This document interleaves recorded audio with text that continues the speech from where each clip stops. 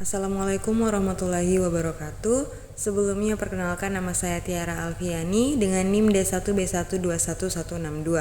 Nah, pada kesempatan kali ini saya akan mereview video tentang inseminasi buatan. Sebelumnya, apa sih itu inseminasi buatan?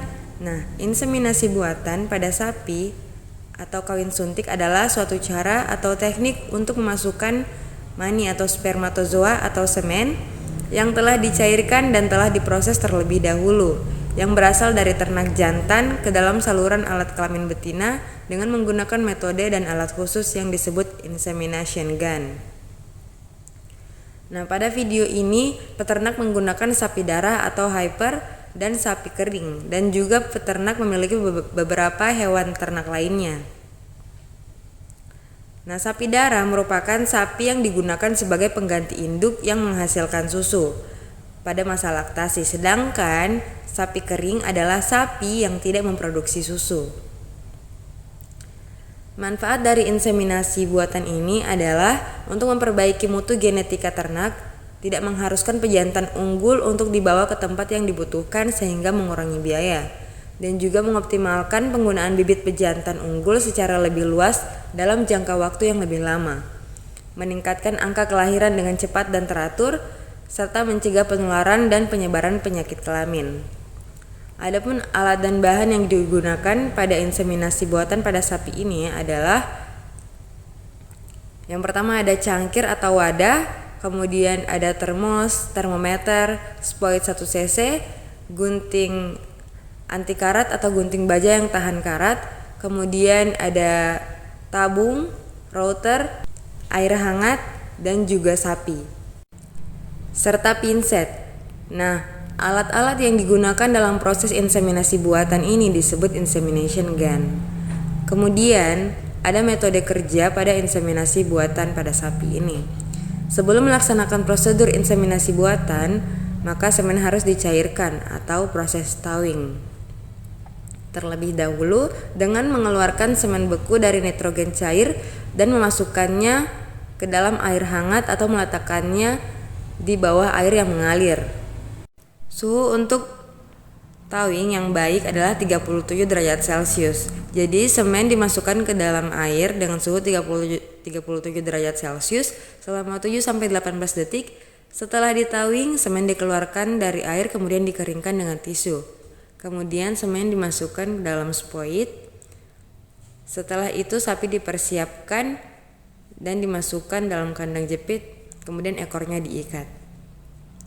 Petugas inseminasi buatan memakai sarung tangan pada tangan yang akan dimasukkan ke dalam rektum. Tangan petugas inseminasi buatan dimasukkan ke rektum hingga dapat menjangkau dan memegang leher rahim serviks.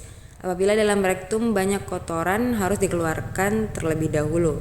Semen kemudian disuntikan pada badan uterus, yaitu pada daerah yang disebut sebagai posisi keempat. Setelah semua prosedur tersebut dilaksanakan, maka spoit dikeluarkan dari uterus dan serviks dengan perlahan-lahan.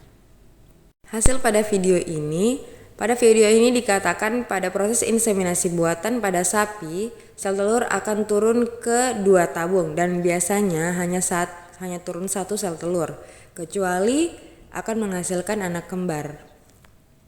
Kesimpulan dari video ini adalah inseminasi buatan pada sapi adalah suatu cara atau teknik untuk memasukkan mani yang telah dicairkan dan telah diproses terlebih dahulu yang berasal dari ternak jantan ke dalam saluran alat kelamin betina dengan menggunakan metode dan alat khusus yang disebut insemination gun dan menggunakan jenis sapi yang berbeda.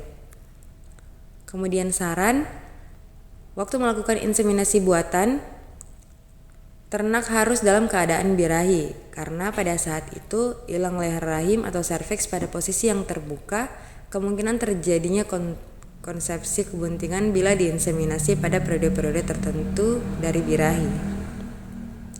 Nah, apa sih keuntungan inseminasi buatan ini? Keuntungan inseminasi buatan dapat menghemat biaya pemeliharaan ternak jantan, dapat mengatur jarak kelahiran ternak yang baik, mencegah terjadinya kawin sedara pada sapi betina,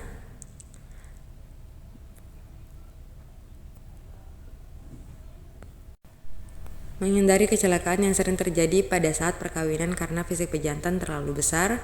Kemudian kerugian dari inseminasi buatan adalah apabila identifikasi birahi estrus dan waktu pelaksanaan IB tidak tepat, maka tidak akan terjadi kebuntingan.